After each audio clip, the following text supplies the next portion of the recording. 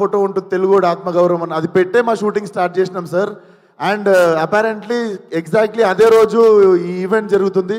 And release date కూడా నిన్న night నేను I was recalling what happened in 5 years. సరిగ్గా 5 సంవత్సరాల కింద మార్చ్ 31వ తేదీ రోజే ఫలక్నామా దాస్ రిలీజ్ అయింది. నేను ఇక్కడ నిల్చున్నా, నా 5 ఏళ్ళు నా నోట్లోకి వెళ్తున్నాయన్నా, నాకు ఏం జరిగిందన్నా అదంతా ఫలక్నామా దాస్ అనే ఒక సినిమా నేను రిస్క్ తీసుకొని, మా ఫాదర్ రిస్క్ తీసుకొని, నా ఫ్రెండ్స్ రిస్క్ తీసుకొని ఆ సినిమా తీసినందుకే అండ్ ఆ సినిమాని ఆదరించిన మీ వల్లనే. అర్థం కాకుండా 5 సంవత్సరాలు అయిపోయింది.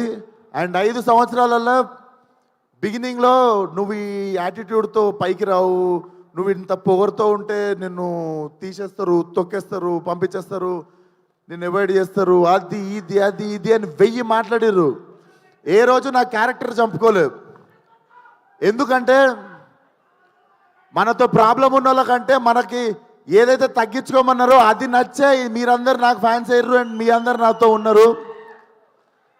సంవత్సరం తర్వాత 2 సంవత్సరాల తర్వాత వాళ్ళకి నోరు నొప్పి లేచి చెప్పడం లైట్ తీసుకురు. ఎందుకంటే మనం ఎట్లున్నా మనతో బతకాలని డిసైడ్ అయిపోయారు. సో ఎగ్జాక్ట్లీ రా.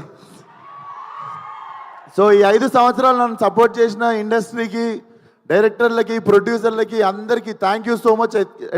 ముఖ్యంగా ఫ్యాన్స్కి చాలాసార్లు చాలా రకరకాల సిచ్యువేషన్స్ వచ్చినాయి లైఫ్లో, టఫెస్ట్ టైమ్స్. సడన్గా ఏదో జరిగిపోవడం అట్లాంటివి జరిగినప్పుడు మాత్రం నాతో పక్కాగా నిల్చొని మనతో ఉన్న వాళ్ళకి మొత్తం బ్యాండ్ వాయించిన వాళ్ళు మీరే.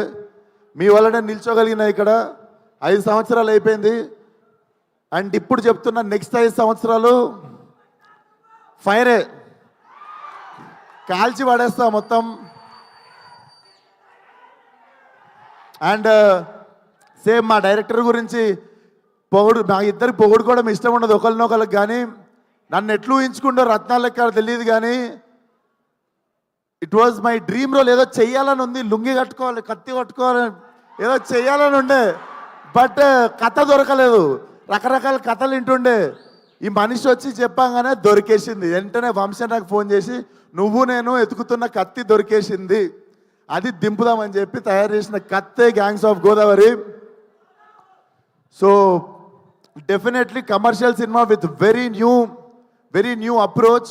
అండ్ బాలయ్య గారు ఇచ్చిన బెస్ట్ కాంప్లిమెంట్ నాకు ఫోన్ చేసి, it's an old wine in new bottle అని చెప్పిర్రు. సో ఇదే ఆ న్యూ బాటిల్. అండ్ వంశన్న థ్యాంక్ యూ.